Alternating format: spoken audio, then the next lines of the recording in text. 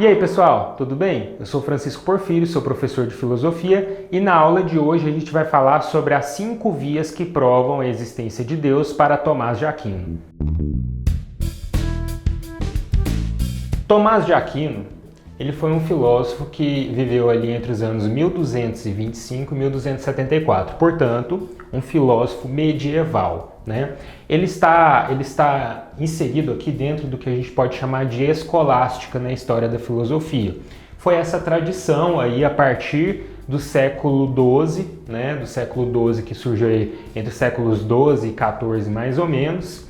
Essa tradição da escolástica, ela fazia oposição, né, principalmente à patrística, que tem no seu principal representante aqui, a figura do Santo Agostinho, né, do Agostinho, também outro filósofo da Igreja Católica, outro filósofo um pouco anterior ali, né, a esse período da patrística. Acontece que os patrísticos, eles partiam basicamente de ideias platônicas, de ideias de Platão, enquanto os escolásticos, como Tomás de Aquino, eles partiam de ideias aristotélicas, ou seja, da filosofia de Aristóteles, né? Tanto o Santo Agostinho quanto o Santo Tomás de Aquino foram padres, foram canonizados pela Igreja, então eles têm essa importância, né? O cânone deles para a Igreja tem essa importância porque eles ali no início, né, quando o cristianismo começou a se expandir e se institucionalizou, né, ele se tornou uma instituição, a Igreja Católica Apostólica Romana. Se institucionalizou, né? Deixou de ser ali uma pequena religião sem organização e começou a se organizar, fundou, abriu templos, né? Foi para outros lugares. Então, a partir desse momento, eles começam, a igreja ela precisa criar uma doutrina cristã, né? Essa doutrina cristã, obviamente, ela tem como pilar a Bíblia, mas ela não poderia ficar somente na Bíblia, né?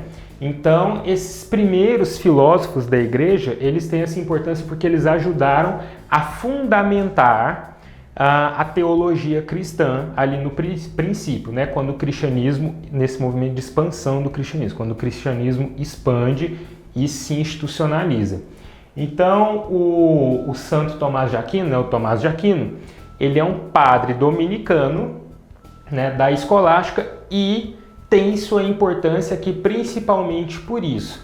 E nessa aula de hoje a gente vai ver como que ele vai fundamentar ali, como que ele vai, através de 5 provas filosóficas, 5 argumentos, ele vai fundamentar, ele vai provar a existência de Deus. Como um bom aristotélico, né, Tomás de Aquino vai partir da experiência, ou seja, daquilo que é empírico, da empiria, para conseguir fundamentar essas suas 5 vias, né? Então, são 5 vias que provam a existência de Deus, não somente de uma maneira, né, platônica, né, algo que estaria ali no mundo das ideias, não. Ele vai propor vias que partem primeiro da experiência prática, né, dessa experiência sensível, né, da nossa experiência sensível, para se chegar, né, dessa percepção, para se chegar àquilo que a gente pode chamar de suprassensível, que seria então a figura de Deus, né? Deus suprassensível porque é algo que não pode ser visto, não pode ser ouvido, não pode ser tocado, né? É algo que está num plano ideal, que não está nesse plano material, né? A gente pode falar também em termos filosóficos, é algo que transcende a realidade, né? Que transcende essa imanência que é física, né? Aquilo que a gente vive aqui é o imanente, né? Deus está no plano transcendente, tá? Então, as pessoas, a partir dessa analogia, né, com o sensível, né, as pessoas podem chegar a esse suprassensível, podem chegar ao conhecimento sobre Deus, segundo Tomás de Aquino, se seguirem as suas 5 vias, né, que são ali 5 argumentos que vão demonstrar a existência de Deus. E eles partem principalmente do princípio de causalidade. O que é o princípio de causalidade? É o princípio de causa e efeito. Tudo que acontece no mundo, né, é um efeito. Então, Se é um efeito, tem uma causa anterior. Tudo que acontece, né, é um efeito. Então, tem uma causa anterior que fez aquilo acontecer. Onde a fumaça, se tem fumaça ali, eu vou ali deduzir então que tem fogo, né, por conta do princípio de causalidade. Uma causa gera um efeito. A primeira via que prova a existência de Deus, Tomás de Aquino chamou de motor imóvel, de primeiro motor imóvel. Supõe-se que o universo todo está em movimento, tudo está se movendo, né? E aí, para explicar isso, a gente pode dizer, olha, movimento é efeito de algo, ou seja, tem uma causa, né? Deve ter uma causa anterior para um corpo entrar em movimento, para o universo entrar em movimento, porque nenhum corpo se move sozinho, né? E aí você passa então a tentar encontrar causas anteriores para cada, né? O universo está em movimento por conta disso, e isso entrou em movimento por conta disso, e por conta disso, e por conta disso, e vai retrocedendo. Se você não chega, né? Se você faz esse processo, né? A gente pode chamar de ad infinitum, né? Ao infinito, você não vai chegar a conclusão nenhuma, né? Você vai se perder aí uma hora. Então, para você então determinar que o movimento do universo foi provocado por algo, você tem que encontrar uma hora uma explicação primeira, tá? Então olha só, você sabe que o universo está em movimento, tudo está em movimento, as coisas se transformam e tal. Então, uma hora, né, você pode retroceder aqui dos dias de hoje até chegar lá no princípio onde começou esse movimento. Uma hora tem que chegar no ponto zero, no marco inicial, né? E esse marco inicial, Tomás de Aquino chamou de primeiro motor imóvel, tá? Para você não retroceder até o infinito e não chegar a conclusão nenhuma, você supõe então que deve haver um primeiro motor que por nada foi movido, mas que ele foi a causa de todo o movimento, né? Um motor, ele gera ali movimento. Ele precisa de uma alimentação, lógico, um motor, um combustível, né? Motor a combustão, precisa de combustível. Mas ele não precisa de nada lá movendo ele a partir do momento que ele entra em movimento, né? Santo Tomás de Aquino está utilizando esse argumento. É o primeiro motor imóvel, aquilo que deu movimento a tudo. A segunda via que prova a existência de Deus, Tomás de Aquino chamou de primeira causa eficiente. Ela tem a ver ali com a via número 1, né, do motor imóvel, porque ela é justamente o efeito desse motor imóvel, né? Vou explicar. Olha só, você sempre tem essa ordenação, causa e efeito para todas as coisas, né? Se há essa ordenação, não tem como haver efeito sem causa. Se a gente volta ali, né, faz aquele retrocesso ad infinitum lá, como a gente estava argumentando ali na primeira via, você nunca vai chegar a uma primeira causa para todos os efeitos, tá? Você nunca vai ter uma causa primeira. Então você supõe que primeiro, né, deve ter havido ali uma causa que foi o início de tudo, que foi o marco zero, que não precisou, né, que ela não precisou de uma causa anterior, não foi efeito de uma causa anterior, ela foi a primeira de todas as causas, né? Então ela foi a primeira causa eficiente que desencadeou todos os efeitos subsequentes, ou seja, tudo aquilo que veio depois. Então, assim como o motor imóvel, né, que é o primeiro que deu movimento a tudo segundo Tomás de Aquino, essa primeira causa eficiente foi ela que deu ali todos os efeitos, né, causas, relação de causa e efeito após, né, após aquele marco zero. A terceira via que prova a existência de Deus segundo Tomás de Aquino é chamada de ser necessário e seres possíveis. Bom, a gente deve pensar primeiro que tudo que é, um dia não foi, ou seja, tudo que existe, um dia não existiu, né? Do passado não existia. A gente pode, então, para explicar isso, né? Para explicar isso melhor, a gente pode pensar que um ser um dia não foi, né? As coisas, hoje eu existo, um dia eu não existi, né? Então há esse movimento, sempre esse movimento, não ser, né? Não existe, passa a existir. Esse movimento progressivo. E se a gente retrocede, né? A gente tende aí a chegar ao não ser, ou seja, a não existência. Mas aí Tomás de Aquino vai argumentar o seguinte: olha, se você faz esse movimento e chega do nada, né, chega no nada ali, Tudo que hoje é, um dia não foi, né? E aí você para por aí, o nada, nada, vazio, inexistência. Segundo Tomás de Aquino, você vai estar perdido ali. Por quê? Por que você vai estar perdido no seu raciocínio? Porque é impossível o ser partir do nada, do absolutamente vazio. As coisas existem porque vieram do vazio, do nada. Não. Tomás de Aquino, como ele está fundamentando ali a teologia cristã, ele então vai colocar ali que há a necessidade, há um primeiro ser necessário, né? Que vai dar origem a todos os seres. Para não falar, né, então, para não colocar que nós viemos do nada. Para ele era impossível, né?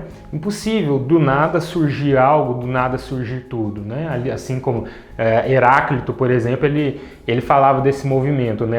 Do nada para o tudo, né? Do vazio para o cheio.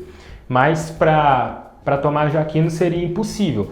Então, deve haver um ser necessário, né, que deu origem a todos os outros seres, porque todos os outros seres, nós não viemos do nada. Então, nessa relação, nessa via, nós, seres humanos, animais, pedras, plantas, são seres possíveis.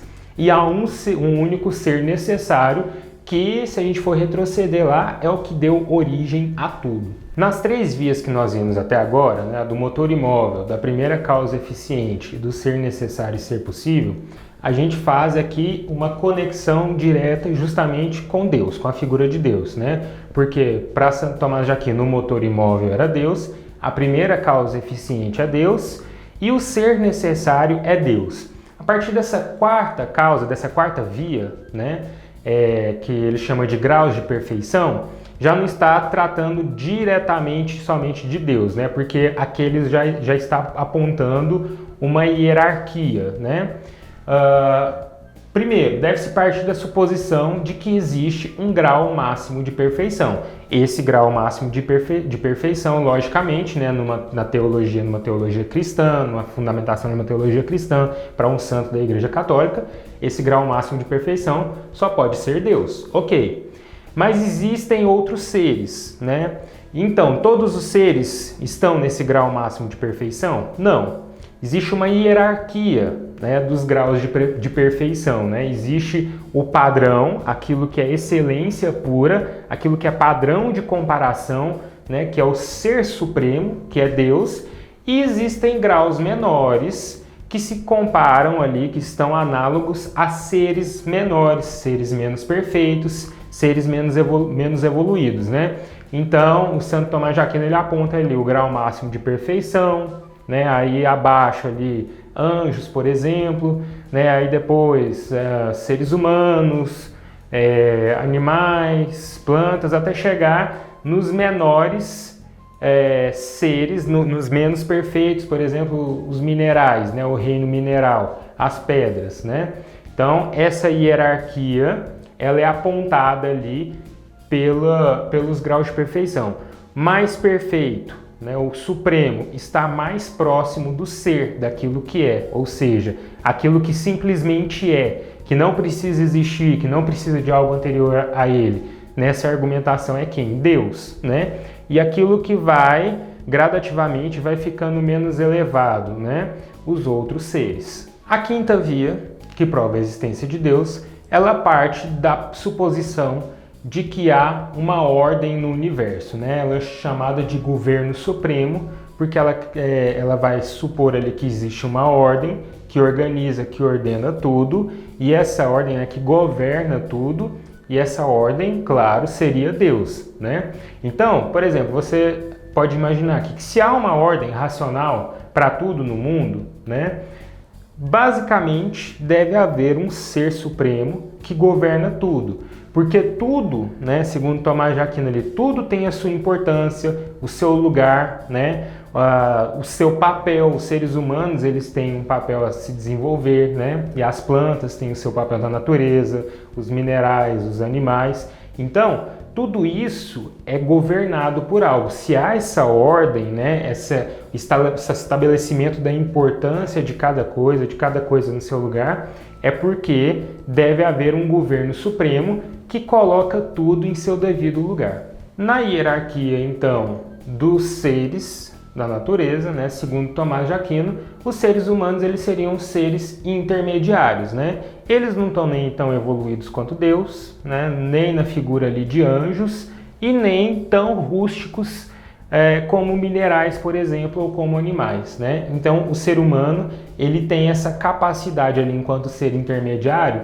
Ele não é supremo, mas ele tem essa capacidade de se aproximar um pouco dessa perfeição. Tomás de Aquino não está dizendo que ele pode ser Deus, que ele pode ser tão perfeito quanto Deus, mas ele pode se afastar, ele pode se aproximar da perfeição divina, né? A partir do momento em que ele busca, né, segundo Tomás de Aquino, que ele buscaria o caminho de Deus, e pode se afastar disso a partir do momento em que ele sai do que seria supostamente o caminho de Deus. Bom, pessoal, por hoje é só. Se você gostou da nossa videoaula, curta, compartilhe, se inscreva no canal. Qualquer dúvida é só clicar no link que está aqui na descrição do vídeo. Até a próxima!